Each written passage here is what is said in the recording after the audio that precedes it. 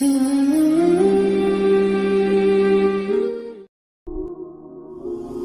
نبی نے فرمایا کہ جب لوگ جنت میں جا رہے ہوں گے، اویس بھی جا رہا ہوگا، دروازے کے قریب اللہ فرمائیں گے باقی سب کو جانے دو، اویس کو روک لو۔ تو وہ اویس پریشان ہو جائیں گے کہ اب بوئے تھے آتے کیوں رکاوٹ بن گئی، دروازے پہ آگے کیا رکاوٹ ہو گئی؟ تو وہ کہیں گے یا اللہ آپ نے مجھے کیوں روکا ہے؟ تو اللہ تعالیٰ فرمائیں گے پیچھے دیکھو، پیچھے دیکھیں گے تو جہنم کے لوگ کھڑے ہوں گے، مجرم۔ کہیں گے اویس تو نے مجھے خوش کیا ماں کی خدمت کر۔ کیا کہا؟ ماں کی خدمت کر کے۔ جو بیچاری مائیں ذلیل ہو رہی ہیں، یہاں زیادہ ہوتی ہیں، پاکستان میں کم ہوتی، پر ہوتی وہاں بھی ہیں۔ اسی سفر میں کتنی ماؤں کے اتنے پرچے آئے کہ میرا بیٹا شراب پیتا اور پھر مجھے گالیاں نکالتا۔ بھر گئے میری جیبیں پرچوں سے، کیونکہ مستورات بھی بیان میں آتی تھی، تو ہر بیان میں کوئی نہ کوئی پرچہ آیا کہ میرا بچہ مجھے گالیاں نکالتا ہے، شراب پیتا ہے، زنا کرتا ہے، پھر مجھے گالیاں نکالتا ہے۔ تو یہاں زیادہ ذلیل ہیں، ہمارے ہاں بھی کوئی کم ذلیل نہیں ہے۔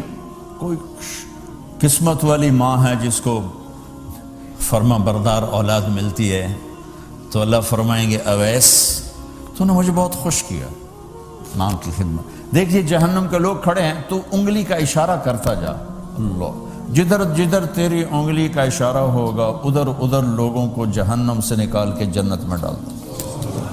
آج میں تیری طفیل لاکھوں آدمیوں کو جنت میں پہنچاؤں گا۔ عدد ربیہ و مدر، لاکھوں کا لفظ نہیں آتا، ربیہ و مدر عرب کے دو قبیلے اپنی تعداد میں سب سے زیادہ تھے۔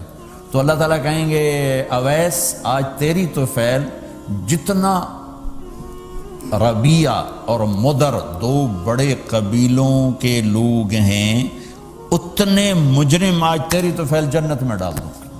سبحان اللہ اکبر۔ جب میرے رب نے مقام بخشا کہ عمر اور علی سے کہا جا رہا ہے دعا کروانا، اور جنت کے دروازے پر کھڑا کر کے فرمایا جا رہا ہے پیچھے نظر دوڑا، دیکھ جتنے جہنم کے لوگ کھڑے ہیں، اشارہ کر تیرے طفیل آج ربیہ اور مضر کی تعداد کے برابر لوگوں کو جنت میں ڈالوں۔ ایک اور واقعہ بھی سناتا ہوں۔ آپ نے فرمایا میں آج رات جنت میں گیا۔ ایک تو معراج ہے جو جاگتے ہوئے، خواب میں تو بہت دفعہ ہوا، آج رات میں جنت میں گیا۔ میں نے آواز سنی قرآن کی تلاوت۔ میں نے پوچھا یہ کون تلاوت کر رہا ہے؟ ان کا جی یہ حارثہ بن نعمان ہے۔ تو آپ نے کہا حارثہ بن نعمان؟ وہ تو مدینے بیٹھا ہے۔ دیکھو آپ کو سنانے کے لیے مائک لگا ہوا ہے اوپر، تھوڑے سے لوگ آپ، اور حارثہ کی آواز جنت میں جا رہی ہے اور وہ مدینے بیٹھے ہوئے ہیں، 7 آسمان پار کر کے آواز جا رہی ہے۔ وہ کیسے پوری جنت میں اس کی آواز کیوں آ رہی ہے؟ کہ یا رسول اللہ انہوں نے ماں کی ایسی خدمت کی ہے کہ اللہ تعالیٰ نے خوش ہو کر کہا ہے حارثہ جب قرآن پڑھے ساری جنت کو سناؤ، ساری جنت کو سناؤ۔ اچھا کیسی خدمت کرتے تھے؟ ماں کی کیسی خدمت کرتے تھے؟ ان کے کپڑے بیوی سے نہیں دھلاتے تھے، خود دھوتے تھے۔ ہم لوگ اپنی بیویوں پہ ڈنڈا چڑھا کے کھڑے تھے، میری ماں دے کپڑے دو، میری ماں دی روٹی پکا، میری ماں نو چاہ بنا کے دے۔ آپ کی بیوی کی ذمہ آپ کی ماں کی خدمت نہیں ہے، میرے ذمہ میری ماں کی خدمت، میری بیوی کے ذمہ میرے باپ کی خدمت نہیں ہے، میری ماں کی خدمت نہیں ہے، میری بہن بھائیوں کی خدمت نہیں ہے۔ لیکن یہ بر صغیر کے معاشرے کا ظلم ہے کہ آنے والی بچی ٹکڑے ٹکڑے ہو جاتی، پس کے رہ جاتی، اور ایک ظلم و ستم کی چکی میں وہ قیمہ بن جاتا ہے۔ ساس کا ظلم، سسر کا ظلم، خامد کی بہنوں کا ظلم، بھائیوں کا ظلم، تانے بولیاں۔ اس بیچاری نے بچے کیا پالنے ہیں، وہ تو روتے روتے زندگی گزار دیتی۔ میرے ذمہ ہے ماں کی خدمت، میری بیوی کے ذمہ نہیں ہے، پوچھو مفتیوں سے۔ ماں کے لیے کیا کرتے تھے؟ سالن خود بناتے تھے، آٹا گوندتے تھے، روٹی پکاتے تھے، پھر تھالی میں پلیٹ میں رکھ کر ماں کو سامنے بٹھا کر خود کھلاتے تھے، کھلاتے بھی خود، اور ماں کو تیل لگاتے، کنگھی کرتے، جوئیں نکالتے۔ اور کبھی اماں کوئی کام کہہ دیتی اور سمجھ میں نہیں آیا تو یہ نہیں کہتے تھے ماں جی کیا جائے، اپنی بیوی کو باہر بلا کر کہتے ماں جی نے کیا کہا ہے مجھے سمجھ میں نہیں آیا۔ ایک دفعہ موسیٰ علیہ السلام نے پوچھا یا اللہ میرا جنت کا ساتھی کون ہے؟ تو موسیٰ علیہ السلام نے فرمایا فلاں قصائی تیرا جنت کا ساتھی۔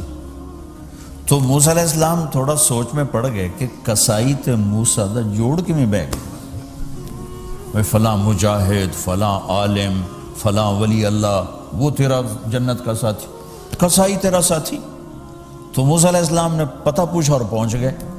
تو وہ گوشت کی دکانوں میں ایک دکان اس کے بھی تھے، وہ بٹھا چوکڑی مار کے تھے اپنا بیچی جاندہ تھے، ٹکی جاندہ ہے۔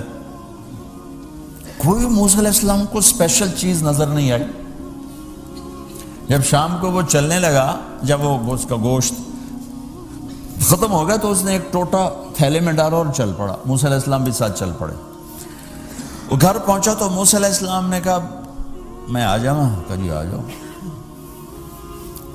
اس نے وہاں جا کے کیا کیا، بوٹیاں بنا کے ہانڈی چڑھا دی، پھر آٹا نکال کے گوندھا، اس کو نرم ہونے رکھ دیا، سالن تیار کیا، پھر روٹی تیار کی، ٹرے میں رکھا۔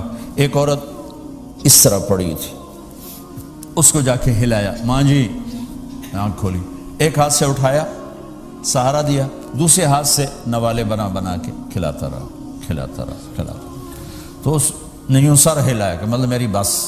تو اس کا منہ صاف کیا اور اس کو سہارا دے کے لٹانے لگا تو کچھ بڑبڑائی۔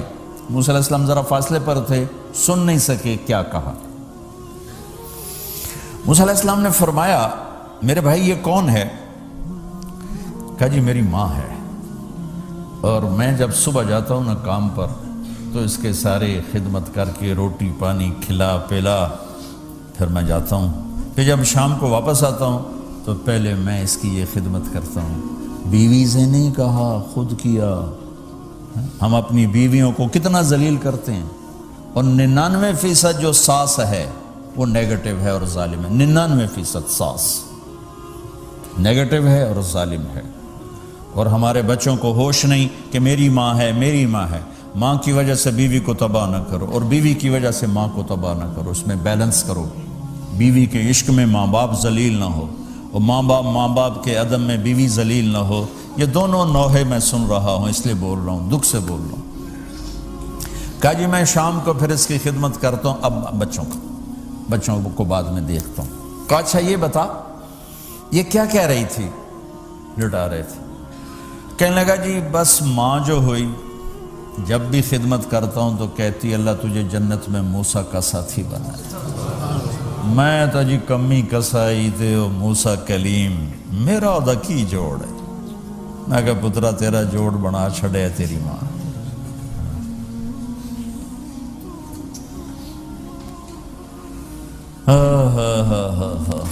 ماں باپ زندہ ہیں دعا لو، فوت ہو گئے ان کی قبروں پہ جایا کرو، وہاں بیٹھ کے قرآن پڑھا کرو۔